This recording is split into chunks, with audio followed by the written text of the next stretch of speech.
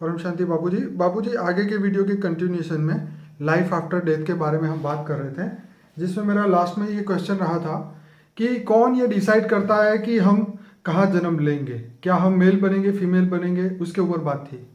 देखो, सूक्ष्म जगत में जी। कई ऐसे साधु संत महात्मा बैठे हैं, वो गाइडलाइन देते हैं तुम्हें राइट। कि तुम्हारा कर्मों का हिसाब कितना इतना बाकी है, हम्म। कर्मों का हिसाब किताब इतना बाकी है, तो तू मनुष्य आत्मा ऐसी बन, लूले लंगड़े बन, ये बन।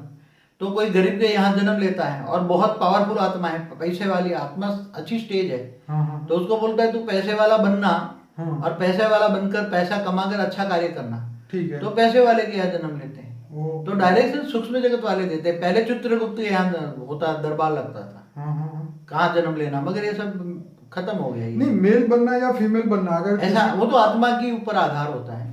आत्मा की जो मेल, समझो कोई मनुष्य पुरुष मर गया, तो पुरुष के अंदर, उसकी आत्मा के अंदर पुरुष तत्व है, पुरुष भाव है, राइट, भावना है, पुरुष की भावना है। राइट। तो आत्मा जब शरीर छोड़ती है तो पुरुष भाव होता है, मगर जब उसके अंदर कोई ऊपर जाती है, सूक्ष्म जगत में जाती है, और फिर उसके अंदर कोई भाव बदलता है, सूक्ष्म वतन में भी भाव बदलता है, भावना बदलती है वहाँ, कर्मों के हिसाब किताब से भावना बदल जाती है, ऊपर में भी सूक्ष्म। तो बाबूजी, यहाँ पर भी ये होता है ना कि ये जो कोई लड़का है वो लड़की बन जाता है, लड़की है वो लड़का बन जाता है। हाँ, वो ये उसको ये लोग बोलते हैं हार्मोनल चेंजेस होता है। देखो, हार्मोन बनते कैसे, पहला ही समझो। पुरुष के हार्मोन और स्त्री के हार्मोन में क्या डिफरेंस होता है? उसकी आत्मा के हिसाब से, आत्मा में जो भावना पड़ी है कि मैं पुरुष हूँ, क्या है? भाव है ना, पुरुष भाव है। राइट। तो पुरुष भाव से उसकी बॉडी के अंदर हार्मोन्स बनते हैं। राइट। उसके सूक्ष्म शरीर, कारण शरीर से सूक्ष्म शरीर बनता है। तो सूक्ष्म शरीर में भाव पड़ा कि मैं पुरुष हूँ। तो जब आत्मा जन्म लेती है तब उसके अंदर, गर्भ के अंदर ही पुरुष, स्त्री या पुरुष अंदर गर्भ में ही बनता है। तो वो अगले जन्म का भाव लेकर आती है। मगर मुझे ज्यादातर ये पता है कि जब ज्यादातर 99% में तो जब पुरुष होता है, पुरुष ही जन्मता है, और स्त्री जन्मता है। मैंने ऊपर में ऐसे भाव बदलते हुए बहुत कम देखे, रेयर केस होते हैं ऐसे जो। और इसलिए यहाँ हार्मोन्स बदल के वाली, मगर एक हार्मोन्स बदलने वाली बात बताऊं मैं आपको, मैंने जो देखी, अनुभव की है समाधि अवस्था में, कि जो हार्मोन्स बदलने वाली जो जन्मी है पुरुष, बरोबर, मगर उसके अंदर छोटी सी उम्र में या 5 साल 10 साल में अंदर कोई स्त्री तत्व वाली आत्मा अंदर कोई घुसी है, उसने प्रवेश किया है। राइट। है पुरुष वाली आत्मा है, जन्म लिया पुरुष ने, पुरुष शरीर है, मगर उसके अंदर स्त्री तत्व वाली आत्मा ने कोई प्रवेश किया, भूत प्रेत ने प्रवेश किया, तो उसकी आत्मा में भाव बिगड़ जाता है, इम्बैलेंस हो जाता है। तो कभी पुरुष भाव आ जाता है, कभी स्त्री भाव आ जाता है, तो फिर बाद में धीरे धीरे वो भूत प्रेत प्रवेश करके पूरी बॉडी को कंट्रोल कर लेता है, तो परमानेंटली स्त्री भाव आ जाता है, और स्त्री भाव में आकर वो सारी ये सब चेंज कराता है सब। चलिए बाबूजी, ये तो हो गई बात। अब हम बात करेंगे जो मृतात्मा, जो जिस आत्मा की मृत्यु हो गई है उसको मृतात्मा बोला जाता है, उसके पीछे की हुई प्रार्थना क्या सफल होती है? क्या पिंडदान, नारायण बलि जो आप बोलते हैं, ये सब सफल होता है उसके पीछे? ये एक्चुअली देखा हूँ तो ये भारत के हिंदू शास्त्रों में जो फिलोसॉफियाँ हैं, जो शास्त्रों में जो बात लिखी गई है, पहले 100% सच थी। भारत के शास्त्र 100% सच थे, चाहे कोई भी शास्त्र हो, वेद हो, उपनिषद हो, पुराण हो, उसको तुम नकार नहीं सकते। ठीक है। मगर पहले जो बातें थी, अब हर कोई चीज बदल गई। पहले आप देखो, भारत के अंदर आज से 5000 साल पहले केवल आदि, मतलब हिंदू फिलोसॉफी थी, हिंदू शास्त्र को ही मानने वाले थे। मगर धीरे धीरे अनेक धर्म आए, अनेक मतांतर आते गए, और हिंदू धीरे धीरे फिलोसॉफी, जो हिंदू फिलोसॉफी है वो धीरे धीरे बहुत कम रह गई ना। तो अब जो दूसरे जो धर्म वाले, जैसे क्रिश्चियन, मुसलमान या दूसरे धर्म वाले, बौद्ध दूसरे, ये तो हिंदू फिलोसॉफी को नहीं मानते, नारायण बनी को भी नहीं मानेंगे। वो तो उनको पता ही नहीं। नहीं, कोई भी हो। तो नारायण बनी में क्या होता है, कोई तुम्हारा पूर्वज है या कोई तुम्हारे घर में बैठा हुआ है पूर्वज, तो कहते हैं कि उसकी नारायण बलि चलाओ। तो वो गंगा के किनारे या कोई भी अच्छी नदी के किनारे जाकर वहां उसकी विधि करते हैं, और विधि करते वो आत्मा को तृप्त, अपने पूर्वज को तृप्त करने के लिए प्रोसेस होती है, विधि होती है। विधि माना प्रोसेस। पर ये क्या सफल होती है, ये एक बड़ा क्वेश्चन। एक्चुअली एक बात बताऊं, समय के हिसाब से सब कुछ बदलता जाता है। अगर वो आत्मा ने कहीं और ही जन्म ले लिया है तो कैसे उसको होगा? देखो एक बात बताऊं, हम्म। नहीं, जो जिस नारायण बलि के विधि करते हैं या कहीं भी करते हैं, कोई भी प्रक्रिया की, उसके मगर पीछे किसकी प्रार्थना करते भी हैं? की। मैं किसकी करते हैं पहले तो एक बात बताऊं, हम्म। कि जब आत्मा शरीर छोड़ देती है तो 13वीं करते हैं, क्या करते हैं? 13वीं उसको बोले थे तो सबको खाना खिलाया जाता है। सबको खाना खिलाते हैं, राइट।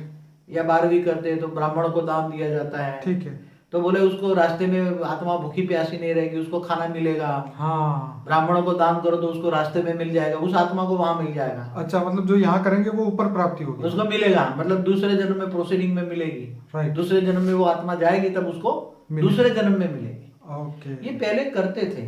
हाँ हाँ हाँ। मगर अभी जो पहले ब्राह्मणों में वो शक्ति होती थी, जब वो विधि करते थे राइट। तो वो प्रोसेस करा के उसको मिलती थी। राइट। वो आत्मा के साथ प्रोसेस में उसको शक्ति मिलती थी। राइट। तो वो एक्चुअली पहले सत्य था, ओके। जो पहले कराते थे। मगर आज जो ये कराते हैं तो 12वीं 13वीं तक तो आत्माएं आसपास में ही घूमती थी, जब विधि होती थी, प्रोसेस होती थी। तो ठीक है। 13वीं तक तो था। जब पिंडदान कराते तब आत्मा कहीं ऊपर चली जाती, कहीं दूर चली जाती। कहते 13 दिन तक तो वो जन्म नहीं लेती। आत्मा घर में ही घुसती है जब तक विधि होती, पिंडदान नहीं होता था। ओके। घर में ही रहती है, आसपास देखती है सबको। ठीक है। आसपास आत्मा देखती है, दुखी होती है, कोई रोता है तो और दुखी हो। इसलिए मरने के बाद किसको रोना नहीं चाहिए। हाँ उसकी सदगति के लिए प्रार्थना, भगवान को प्रार्थना करनी चाहिए, वो उसकी सदगति हो। हाँ हाँ। क्योंकि तुम रोओगे तो वो भी रोएगी सूक्ष्म में। ठीक बात है। इसलिए ये जो विधियां है उसके लिए बहुत गहरा सब्जेक्ट है। देखो ये जो विधि कराते हैं, नारायण बलि हो जो, या उसकी जो आत्माओं की तृप्ति, अपने पूर्वजों की तृप्ति के लिए करते हैं, सब बहुत पहले भी शास्त्रों में लिखा है। तो बाबूजी अब इससे आगे बढ़ते हैं कि जैसे सूक्ष्म लोक के अंदर राक्षस, देवता, दानव, एंजल, फरिश्ते सब लोग अपने अपने अपने लेवल पे है। तो ये सब अभी भी काम कर रहे हैं इन आत्माओं को, जो मृतक आत्मा ऊपर जाती है उनसे डील करने के लिए। देखो अभी आप दुनिया में देखोगे ना, हम्म। तो कोई असुरों की पूजा करते हैं। हाँ बिल्कुल। रावण का भी मंदिर है श्रीलंका। रावण का भी मंदिर है। ठीक है। कोई भी असुर का भी, मतलब शैतान की पूजा करते हैं। तो शैतान की शक्ति चाहिए। एक बार मैंने टीवी में देखा, ये शैतान के उपासक थे। हाँ। और वो उसकी उपासना करते थे, फिर शैतानों को बुलाते थे। बुलाने की एक विधि होते हैं, हाँ। वो अलग अलग विधियां हैं सब। शैतानों को बुलाते हैं और बोले मुझे शैतानों की शक्ति चाहिए, जो कहते हैं ड्रैक्युला। तो क्या है, शैतानों की शक्ति है।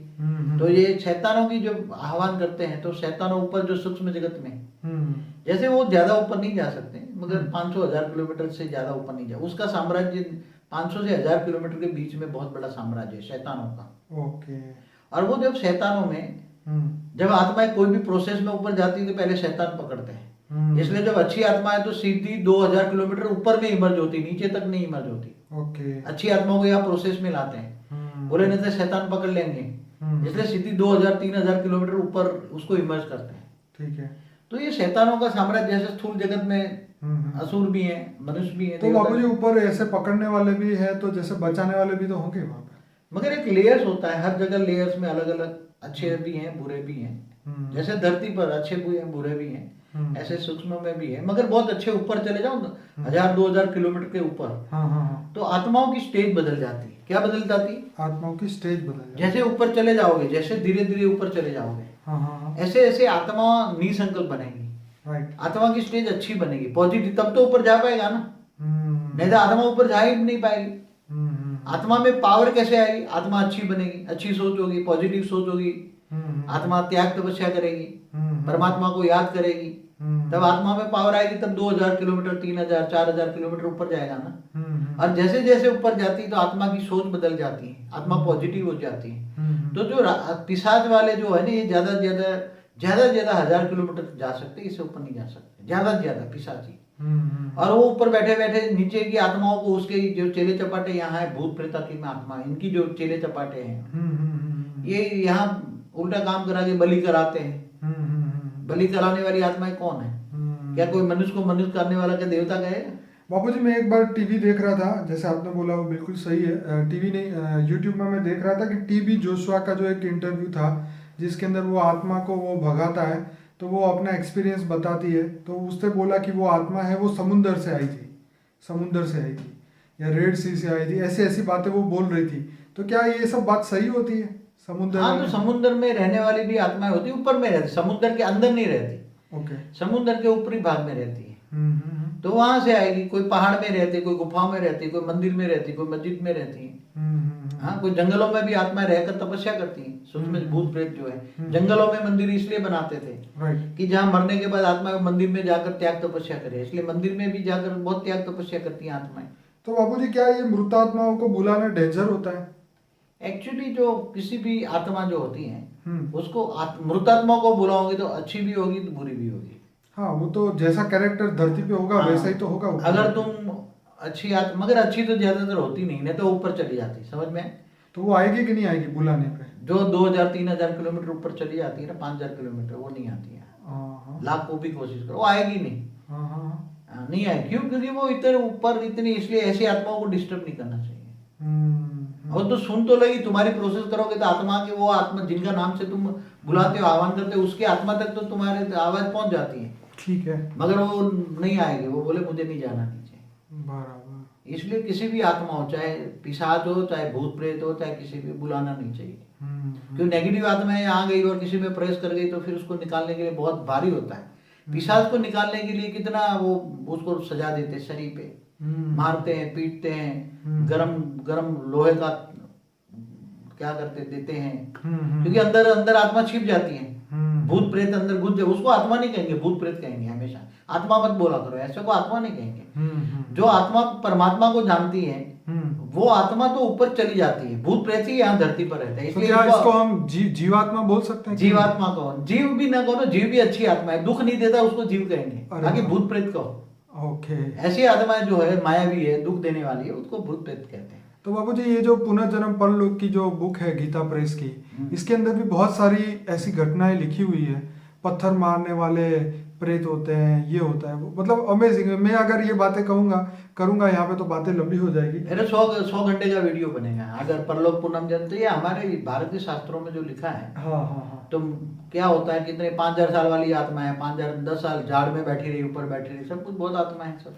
तो बाबूजी ऐसा कौन है जो मनुष्य को परमात्मा के नजदीक जाने से रोकता है? कौन रोकता है उसे? देखो एक बात बताओ, क्यों रोकता है? जो बुरी आत्माएं होती हैं, हाँ, वो जैसे भी तुम परमात्मा के याद करने की कोशिश करोगे, तुम ज्ञान मार्ग में जाने की कोशिश करोगे, हाँ, तो ऐसी बुरी आत्माएं तुम्हें रेज मारकर वहां से जाने की रोकेगी। जैसे पहले साधु संत जो यज्ञ करते थे तो ऊपर से राक्षस जो हड्डियां डालते थे। हाँ, हवन में हड्डियां डालते थे। हाँ, इसलिए तो राम ने उसको राक्षसों को मारा था ना। राइट। वशिष्ठ ऋषि वशिष्ठ के लिए ले गए थे। तो ये नॉर्मल लोगों का क्या हाल होता है? इनको कौन रोकता है परमात्मा की ओर जाने में? जो आत्मा बहुत पावरफुल होती है, हाँ, उसके अंदर कई जन्मों के फल के अंदर परमात्मा ज्ञान इमर्ज होता है। एक जन्म का फल से नहीं मिलता। हाँ। अनेकों जन्म से परमात्मा को पास जाने का, परमात्मा ज्ञान चाहिए, आत्मा ज्ञान चाहिए, परमात्मा ज्ञान चाहिए। अनेकों जन्म तक वो ढूंढता रहता है, तब परमात्मा ज्ञान इमर्ज होता है। जैसे आपने कहा था कि ब्रह्म ज्ञान तो कितने भाग्यशाली आत्माओं को ब्रह्म ज्ञान होता है।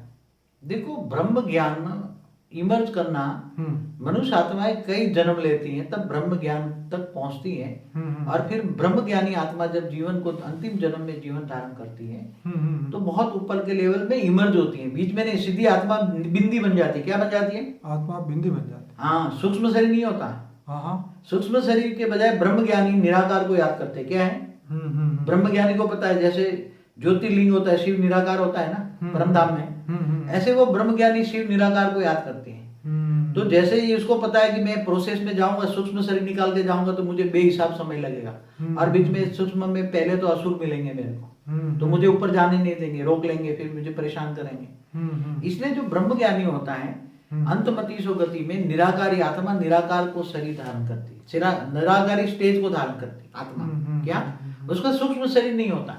तो यहाँ पर आत्मा निराकार स्वरूप, एक मिनट, आत्मा निराकार बिंदु बनकर सीधा परमधाम में चली जाती है। उसको ब्रह्म ज्ञानी को ब्रह्म ज्ञान प्राप्त होता है। यही ब्रह्म ज्ञान, आत्मा को निराकारी स्टेज बनकर सीधा परमधाम 1 सेकंड में, उसको ब्रह्म ज्ञानी कहते हैं। तो बापूजी, यहाँ पे जो मनुष्य को ये परमात्मा की ओर जाने में जो रोकते हैं, जैसे उनके ही रिलेटिव है, जैसे कृष्ण ने भी बोला ना कि कौन जिएगा कौन मरेगा तेरी समस्या नहीं है। लेकिन आजकल समस्या यही है कि कोई अच्छा काम करने जाते हैं तो सब उसके रिलेटिव ही उसको बोलते हैं ये कहाँ फंस गया, ये क्या कर रहा है, ये कर रहा है।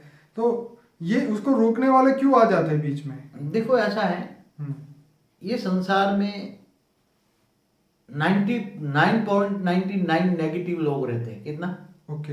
नेगेटिव लोग रहते हैं, मायावी लोग रहते हैं। इसलिए कोई अच्छा कार्य करने जाओ। आज भी तो तुम्हारे आज जो ज्ञान चल रहा है, जो जितने भी दुनिया पर जो ज्ञान चल रहा है, राइट, उससे ऊपर का तुम ज्ञान दोगे, परम ज्ञान दोगे तुम। और जो किताबों में नहीं लिखा है, जो परम ज्ञान है वो किताबों में नहीं लिखा। परम ज्ञान कोई दे नहीं सकता, ना लिख सकता है। ठीक है, बिल्कुल सर। जैसे वेद व्यास ने जो लिखा, वेद उपनिषद पुराण जो भी लिखा, ठीक है, मगर वो अपनी दिव्य दृष्टि से लिखा। राइट, मगर परम ज्ञान तो कोई लिखा नहीं सकता। राइट। तो अगर तुम परम ज्ञान, परम सत्य ज्ञान दोगे तो ये धरती पर रहने वाले अपोज करोगे। इसलिए कोई अच्छा कार्य करने वाला आत्मा को कोई सहयोग नहीं कर रहा, मगर सूक्ष्म जगत वाली नेगेटिव आत्माएं जब कोई अच्छा कार्य करने के लिए जो सोचता है तो उसको संकल्प पकड़ने वाली आसपास में आत्माएं बैठी होती है ना, घर में ही बैठी, भूत प्रेत तो बैठे हैं आज, राइट। तो वही भूत प्रेत घर में जो बैठे हैं उसको ही कार्य अच्छा नहीं करने देंगे। और स्थूल जगत में भी जिनके देह और देह के संबंधी उसको अपोज करेंगे, उसको कार्य नहीं करने देंगे, क्योंकि वो उसको समझ नहीं पाएंगे। उसकी आत्मा की कैटेगरी एकदम डाउन है, जो देह और देह के संबंधी है ना। इसलिए तो गीता में क्या बोला, तू मुझको देह और देह के सर्व संबंध भूलकर आत्मस्वरूप बन, मुझ परमात्मा को याद कर, मैं तेरे सब पापों का विनाश कर दूंगा। इसलिए देह और देह के एक कई जगह तो गीता में भी बोला है, तेरे सबसे दुश्मन कौन है? जो अर्जुन को ज्ञान दिया क्या बोले, जो सामने तेरे जो खड़े हैं देह और देह के संबंधी गुरु, भीष्म पितामह जो खड़े हैं, ये सभी ये जिंदा लाशें हैं। क्या है? जिंदा। तू उसको मार डाल। इसलिए कई जगह भी बोला है तुम्हारे सबसे बड़े दुश्मन कौन है? देह और देह के संबंधी। क्योंकि अच्छा कार्य करेंगे तो नहीं, तुम्हें करने भी नहीं देंगे, बीच में विघन डालेंगे। इसलिए देह और देह के सर्व संबंध भूलना ही है उनको। कोई हमें सहयोग दे या ना दे, हमें देखना नहीं है। राइट। इसलिए लोकलाज को पहले त्यागना है। जो अच्छा कार्य करता है ना, उसको ये पहले पता होता है कि मुझे गालियां देंगे लोग। समझे? जब सत्य होता है तो परम सत्य हमेशा कड़वा होता है। क्या होता है? तो इसलिए जो परम सत्य को जानने वाला है, परम सत्य को करने वाला है, उसको दुनिया भर की गालियां खानी पड़ती है, पत्थर खाने पड़ते हैं। इसलिए अच्छा कोई उसको सहयोग नहीं देंगे। हाँ, वो एक जगह मैंने पढ़ा भी था फेसबुक में कि झूठ बोलने वाले तो चिल्ला चिल्ला के बोलते हैं, और सच बोलने वाले तो उसके पास कोई होता ही नहीं है। देखो, असत्य की दुनिया में सत्य बोलना आजकल बहुत कड़वा है। चलिए बाबूजी आगे बढ़ते हैं। जैसे घोर पाप करने वाले, जो बुरे विचार वाले, बुरी आदतें वाले, नशीले चीज से जो भरे हुए जो लोग हैं, जो इन सब चीजों का सेवन करते हैं, वो मनुष्य, उनके सूक्ष्म देह पर क्या असर होता है? हाँ, तो ऐसे जैसे कोई भी, जैसे मैं बताऊं, नशा करने वाले, राइट, बीड़ी पीने वाले, सिगरेट पीने वाले, उसका जो सूक्ष्म शरीर है, उसमें जो वायु तत्व का शरीर है, वो बिल्कुल डैमेज हो जाता है। इसलिए जब वो मर जाता है आत्मा, तो उसके जो धूम्रपान करने वाले या जो भी हैं, केवल मनुष्य जन्म में जहाँ कैंसर होता है, तो कैंसर हो जाता है ना, तो उसका कैंसर का जहां जहां भी पोर्शन होता है, वो सूक्ष्म सेल डिस्चार्ज हो जाते हैं। सूक्ष्म शरीर के सूक्ष्म सेल, सूक्ष्म शरीर सेल से बना होता है ना। हाँ, वो जैसे बताया 100 ट्रिलियन सेल से बना। हाँ, जो जितना भी है, हाँ, वो भाग में जैसे धूम्रपान किया तो कैंसर हो गया, तो कैंसर के वो भाग के सेल, सूक्ष्म शरीर के सेल डिस्चार्ज हो जाते हैं। देखो, हमारा स्थूल शरीर के अंदर सूक्ष्म शरीर कहाँ होता है? हाँ, ये बताइए, बहुत इंपॉर्टेंट। जैसे स्थूल शरीर होता है, जैसे एक सेल है हमारा, ठीक है, हमारा स्थूल शरीर का एक सेल है, ठीक है, वो जल मिट्टी से बना है, ठीक है, और उसके अंदर सूक्ष्म शरीर है। कितना? एक सेल के अंदर सूक्ष्म है। जल मिट्टी के एक सेल के अंदर वायु और अग्नि का और आकाश का एक सेल है। ओके, जैसे वो बोलते हैं ना, न्यूक्लियस के अंदर इलेक्ट्रॉन, प्रोटॉन। हाँ, जैसे ऐसे होते हैं, 3 लेयर्स होते हैं, बीच में न्यूट्रॉन, उसके ऊपर प्रोटॉन और उसके ऊपर इलेक्ट्रॉन। ऐसे अंदर जल और मिट्टी वाला सेल, उसके अंदर वायु और अग्नि वाला सेल, और उसके अंदर आकाश। जो आकाश है, ये बीच वाला सेल है। सेल को तुम एटम कह लो, हमारा एक सेल को एटम कह लो। तो एटम में जो आकाश तत्व है, वो न्यूट्रॉन है, बैलेंस रखता है। राइट, न्यूट्रॉन माना बैलेंस रखता है, ठीक है, जोड़ के रखता है, ठीक है।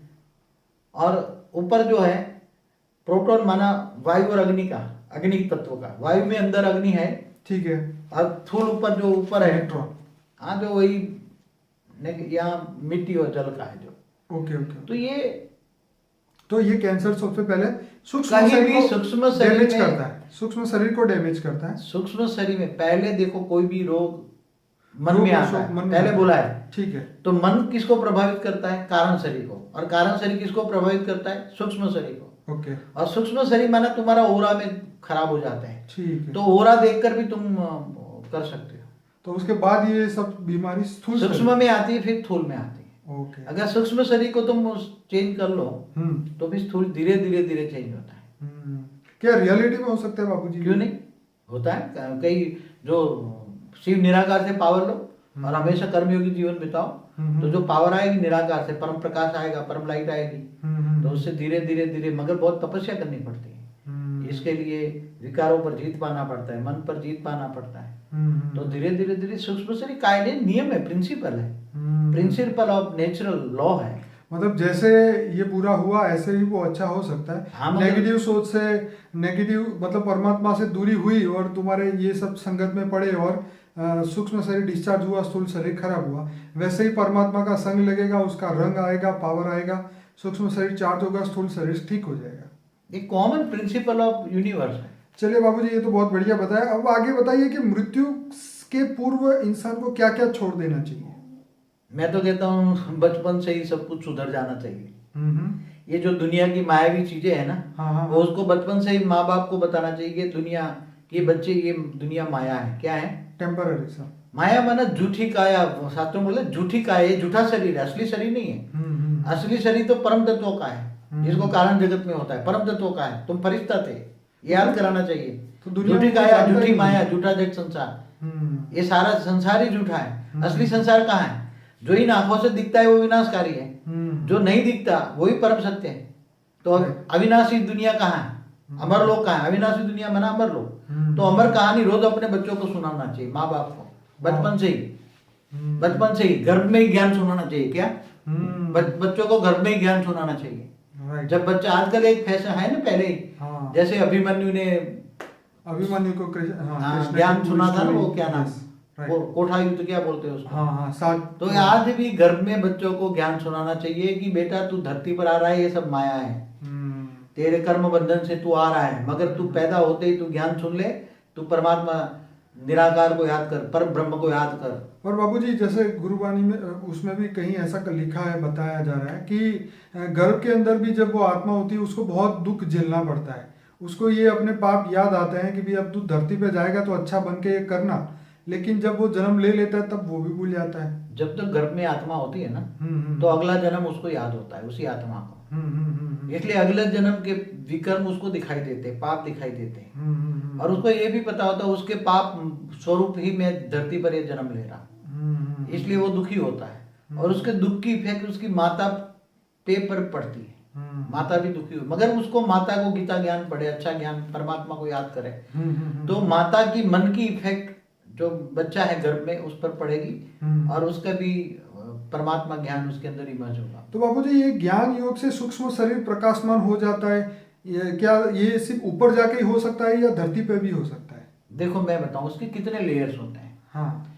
एक जैसे आत्मा शरीर छोड़ती है, ठीक है, अच्छी आत्मा है मगर स्पीड कम है, ठीक है, तो पहले धीरे धीरे सूक्ष्म जगत में जाएगी, ठीक है, तो नीचे वाला लेयर्स में आएगी, ठीक है, समझो कि ज्यादा से ज्यादा 1 लाख किलोमीटर ऊपर गई, फिर वहां साधु संतों से किया, योग किया उसने, ऊपर जाने के लिए वहां प्रोसेस बता दी, योग करते हैं, ठीक है, तो निसंकल्प बनी, आत्मस्वरूप की अनुभूति कराते हैं, आत्मा में पावर आती है, राइट। ऊपर में तुम विष्णु को याद करो तो विष्णु लोक तक पहुंचोगे, शिव को याद करो तो शिव को याद करोगे, राइट। तो ये प्रोसेस बताते हैं। तो धीरे धीरे आत्मा ऊपर जाती है, और आत्मा जो जाती है तो धीरे धीरे सूक्ष्म जो शरीर है उसका पावर आती है, आत्मा में पावर आने से सूक्ष्म शरीर के अंदर लाइट आती है, जो अग्नि तत्व ज्यादा हो जाता है, फिर वायु तत्व कम हो जाता है। 3 तत्वों में जब आत्मा निसंकल्प बनती है तो आकाश तत्व बढ़ता है। क्या बनता है? आकाश तत्व बढ़ता है। तो ऊपर जाने की स्पीड आ जाती है, जब 1 करोड़ किलोमीटर ऊपर गई, 10 करोड़ किलोमीटर ऊपर गई, स्पीड आती जाती है, ऊपर चली जाती है, ठीक है। और फिर जैसे जैसे आकाश तत्व बढ़ता है तो वायु तत्व धीरे धीरे एकदम कम हो जाता है, राइट। और उसके अंदर आकाश और अग्नि तत्व रहता है, 2 तत्वों का शरीर बन जाता है। क्या बन जाता है? वो बहुत ऊपर जाएगी, बहुत ऊपर जाएगी, ठीक है। मतलब जहाँ पे वायु का लेयर खत्म हो जाता है इस धरती का, वायु का जहाँ जहाँ लेयर्स खत्म, मगर आकाश तत्व में भी हल्की वायु तो होती है ना, हाँ, हल्की वायु होती है, हाँ होती है, ठीक है। तो धीरे धीरे वायु आकाश तत्व रह जाएगा, उसकी बॉडी के अंदर आकाश तत्व स्पीड बढ़ जाती है, राइट। फिर जैसे जैसे आत्मा के अंदर फिर समझो कि ये 10 खरब किलोमीटर ऊपर चली गई, सूर्य की ग्रेविटी से बाहर निकल गई, ठीक है। तो उसके अंदर फिर उसकी बॉडी के अंदर, आत्मा के अंदर उसको जिसको याद करेगी उसी से पावर मिलेगी। वो शिव निराकार को याद करती है, तो सूक्ष्म जगत से वो कारण जगत में प्रवेश कर लेती है। तो कारण जगत में प्रवेश कर लेती तब उसके अंदर परम तत्व का शरीर होता है, राइट। उसका शरीर बदल जाता है। हर पल उसका शरीर बदलता जाता है, हर पल जितना ऊपर जाती है इतना शरीर बदलता जाता है। जैसे आत्मा की स्टेज बदलती है ऐसे उसके शरीर बदलते हैं, राइट। और आत्मा की स्टेज अच्छी होती है, आत्मा में पावर आती है, ज्ञान आता है, योग आता है, वैराग आता है, तब वो ऊपर जाती है। फिर जैसे विष्णुपुरी में गई तो कारण जगत है, तो कारण जगत में 3 तत्वों का शरीर के बजाय परम तत्वों के 3 परम तत्व, परम आकाश, परम वायु, परम अग्नि, ठीक है। और महाकारण माना शिवपुरी, वहां 100% परम तत्व है। राइट। फिर आत्मा निराकारी बन जाती, शरीर दोनों शरीर चला जाता है, आत्मा निराकार बन जाती है, परम धाम में चली जाती है, तो जीव से शिव बन गया वो। और शिव को फिर ज्ञान होता है, ज्ञान स्वरूपम, ब्रह्म को पूरा ज्ञान होता है, ब्रह्म ज्ञानी बन गया पूरा, और शिव स्वरूप बन गया, जीव से शिव बनता है। तो परम धाम में उसके अंदर शिव समान कैटेगरी होती है, और फिर उसको ज्ञान होता है कि उसका भी क्रिएटर महाशिव है, तो महाशिव के जाने के लिए उसकी प्रोसेस में आता है। तो निराकारी स्टेज में कई ग्रुप में कई निराकारी आत्माएं मिलकर एक पावर का गोला बनाकर उसमें महाशिव के पास चली जाती, गैलेक्सी के बीच में जहाँ महाशिव रहता है सेंटर पॉइंट में। फिर तो ये शिव से महाशिव बन गए। ऐसी तरह महाशिव के पास बहुत पावर लेती, फिर ज्ञान आता है कि उसके से परम महाशिव भी है, तो इस यूनिवर्स के सेंटर पॉइंट में परम महाशिव रहता था, वहां भी जाती, भी ट्रैवल में आ जाती आत्मा। तो बाबू जी ये जर्नी आप जो बता रहे हैं वो आफ्टर डेथ की बात है क्या? ये अभी मनुष्य अभी से कर सकता है क्या इस जीवन में? मैं बताऊं, हाँ, आत्मा के पास इतनी शक्ति है, अगर चाहे तो मनुष्य एक कर्म बंधन से छोड़कर आत्मस्वरूप में स्थित होकर रोज 8 घंटा आत्मस्वरूप में स्थित होकर प्रोसेस में है, शिव निराकार से पावर भी ले, या महाशिव से ले, या परम, अगर मगर डायरेक्ट ऑलमाइटी अथॉरिटी से ले, कई मल्टीवर्स का मालिक परम ऊंच परम धाम में निराकार है, उससे डायरेक्ट पावर ले, और ये भाव रखे कि मैं तुम्हारा ग्रेट ग्रेट ग्रैंड चाइल्ड हूँ, क्या हूँ, ये भाव रखे, अंदर भाव आना जरूरी है। बिल्कुल। तुम्हारा क्या रिलेशन है, रिलेशन के हिसाब से भाव आएगा कि तुम्हारा वो great great great grand father है, क्या है, तुम मेरे ग्रेट ग्रेट ग्रैंड फादर हो, तुम ऊंच परम धाम में रहते हो, तुम पावर हाउस हो, मुझे थोड़ा सा पावर दे दो, तो उसकी आत्मा में धीरे धीरे पावर आती जाएगी, और कर्मयोगी जीवन बिताए तो यही जन्म के अंदर सीधा ये ऊंच परम धाम में भी जा सकती। कितना ऊंच परम धाम कितना दूर है, मतलब आफ्टर जर्नी के जगह पहले बिफोर जर्नी सीधे गीता में इसलिए तो बोला है तुम मुझे याद कर, तो मैं तुम सीधे मेरे पास चले आओ, सीधे, बीच में कोई इंटरप्ट नहीं करेगा। वाह, ये तो बहुत वंडरफुल बात है। क्या बोला है गीता में, तुम मुझे याद कर, तुम सीधे मेरे पास चले आओगे, उच्च पद पाओगे, परम धाम, उच्च परम धाम। वो तो क्योंकि कृष्ण को ज्ञान देने वाला ऑलमाइटी अथॉरिटी था, वो उच्च परम धाम का, केवल परम धाम नहीं, महापरम धाम नहीं, उच्च परम धाम का वासी। तो मतलब हम यहाँ पर मनुष्य होते हुए भी हम अपना सूक्ष्म शरीर को प्रकाशमान कर सकते हैं। हाँ, तो सूक्ष्म शरीर तो कारण जगत में जाओ तो आत्मा में हजारों सूर्य की रोशनी आती, आत्मस्वरूप, क्योंकि ये तुम्हारे विघ्न जो है ना कर्मों का हिसाब किताब खत्म हो जाता है। तो आत्मा जब अविनाशी बन जाती है, जब ब्रह्म स्वरूप बन जाती है, तो उसमें करोड़ों सूर्य की रोशनी होती है। तो बाबूजी इसी के साथ एक और भी क्वेश्चन था, इससे कनेक्टेड था, क्या परमात्मा लोगों की प्रार्थना भी सुनता है? डायरेक्ट परमात्मा किसकी सुने, तुम्हारी आवाज कैसे जाएगी, तुम क्या लाउड स्पीकर लगाने से सुनेगा? आजकल तो लोग यही समझते हैं, इसीलिए मंदिर मस्जिद हर जगह पे। मगर एक तो तुम जिसको ज्ञान जानते हो, जैसे कोई शिव निराकार को तो जानता ही नहीं है, बहुत कम लोग जानते हैं अविनाशी ब्रह्म को, ठीक है, कई लोग तो बस परम प्रकाश की उपासना करते हैं, मगर उसके साथ तुम्हारा क्या रिलेशन है वो पता नहीं है ना। जब तक तुम्हारा रिलेशन नहीं पता है तब तुम्हारी आत्मा में वो भाव नहीं आता, और जब आत्मा में भाव नहीं आता तब तक वो प्यार नहीं आता, राइट। और जब कि तुम्हारा परम पिता है, वो उसके गुण नहीं जानते, वो दया का सागर है, प्यार का सागर है, ये सब, तो उसके गुण भी धीरे धीरे आएंगे, मनुष्य आत्मा में धीरे धीरे गुण आएंगे। तो वो स्टेज को लाना, ज्ञान समझना, ये सब बहुत बड़ी बात होती है। तो परमात्मा प्रार्थना तो सुनता ही है, भले पूरी ना करे, सुनता तो होगा। ऊपर वाले पास तो सबकी प्रार्थना जाती है, क्या ऊपर में नहीं बैठा है क्या, है तो सही ना, वेटिंग लिस्ट होगा। मगर एक मैंने कोई साधु संत को बोला था, बहुत बड़ा बड़ा बड़ा बड़ा मेला लगा के लाखों 35 लाख की मेदिनी में बोला कि ऊपर परमात्मा नहीं है, परमात्मा तुम्हारे दिलों में है। कितना गंदा झूठ बोल रहा है। एक बहुत बड़ा जो नामांकित साधु है, जिसको मैं नाम नहीं देना चाहूंगा, मगर अभी मैंने सुना टीवी में 35 लाख के सामने कहता है क्या कि परमात्मा ऊपर नहीं है, परमात्मा तुम्हारे दिल में। अरे तुम्हारे दिल में तो पाप भरा है, कहाँ परमात्मा पापी है क्या? कितना झूठ बोलते हैं लोग। क्या पापी? ये तो पापियों का भी पापी, साधु नहीं हुआ तो पापी हुआ। चलिए, लोगों को मिसगाइड पे ले जाता है। बोलो, हर एक की अपनी दृष्टि है। जैसे क्या लोग उल्टे रास्ते पर ले जाते हैं। बोले तुम्हारे दिलों में, दिल तो पापी है, दिल में तुम्हारे, अरे कहता आत्मा में है। ये कहता है कि तुम्हारा आत्मा परमात्मा का अंश है, ये देता, ये ज्ञान देता। क्या ज्ञान देता? हाँ, ये ठीक है। नहीं, साधु संतों को भी ये कहना चाहिए कि तुम परमात्मा के अंश हो। ये बात तक ठीक है, ठीक है, मगर तुम्हारी आत्मा मैली हो गई है। क्या हो गई? आत्मा मैली हो, ये समझाना चाहिए। मगर तुम परमात्मा ऊपर में नहीं है, कोई नहीं ऊपर में, ऊपर में परमात्मा कोई है ही नहीं, ऐसा बोलता है। तो ये तो गलत है ना। और तुम्हारे दिलों में परमात्मा है। अरे दिल तुम्हारा परमात्मा है। अरे आत्मा भी कहता ना तो हम तो भी मानते हैं, मगर कितना लोगों को मिसगाइड करते हैं। मेरे को दुख होता है, दुनिया को मिसगाइड करने वाला यही है सब। चलिए, जिस दिन आपका वीडियो देखेंगे सब अक्ल अपने आप ही हाँ, तो अपने आप ही आएंगे ऐसे। फिलहाल अब हम आगे बढ़ेंगे कि हम ये जानना चाहेंगे कि बाबूजी ये पागल और आधा पागल क्यों जन्म लेता है। शायद उसका जवाब आपने दे भी दिया है, तो इसके ऊपर ज़्यादा हम चर्चा नहीं करेंगे, क्योंकि अब समझ आ गई है कि अगर आधा पागल या पागल से जन्म लेगा तो उसके पाप जल्दी कट जाएंगे। तो अब उसका हम ये सोचते हैं कि ये रियलिटी में स्वर्ग और नर्क है।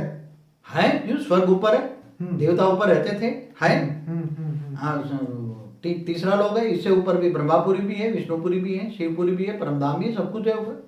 ओके, तो ये लोभी और लालची जो लोग हैं, तो वो क्या इसी लोक में रह जाते हैं? भूत प्रेत बनकर इसी लोक में रहेंगे, पापियों की लिस्ट वाले। बार बार बताया मैंने। चलिए, जैसे बाबूजी आप कह रहे हैं कि आत्मा परमात्मा बन सकती है, जैसे मनुष्य चीनी को खाए बिना अनुभव नहीं कर सकता, वैसे ही परमात्मा की दिव्य चेतना में विलीन हुए बिना उसका वो अनुभव नहीं कर सकता। ये बात भी सही है। अब मेरा बहुत इंपॉर्टेंट क्वेश्चन आ रहा है कि सूक्ष्म शरीर में ही सुख दुख होता है? एक्चुअली होता है कि सूक्ष्म शरीर के अंदर एक कारण शरीर होता है, ठीक है, जिसको मैं कहता हूँ यहाँ मनुष्य आत्माओं में आकाश तत्व का रिकॉर्डिंग होता है। कारण शरीर आकाश तत्व का रिकॉर्डिंग है। सूक्ष्म शरीर के अंदर जो आकाश तत्व का जो रिकॉर्डिंग है, उसको मैं कारण शरीर कहता हूँ। तो आकाश तत्व में जैसे कहते हैं ना आकाशीय रिकॉर्ड, तो सारे कर्मों का हिसाब किताब आकाश तत्व माने कारण शरीर में रिकॉर्ड होता है। देखिए बाबूजी, इस प्रश्न से कनेक्टेड एक और प्रश्न आगे था कि जैसे ऑपरेशन के समय पे एनेस्थीसिया का इंजेक्शन दिया जाता है, उसको बेहोश किया जाता है, तो कहते हैं कि उस समय स्थूल शरीर में से सूक्ष्म शरीर अलग हो जाता है, इसलिए उसके ऊपर कुछ भी सर्जरी में कोई भी होता है तो उसको दुख नहीं लगता।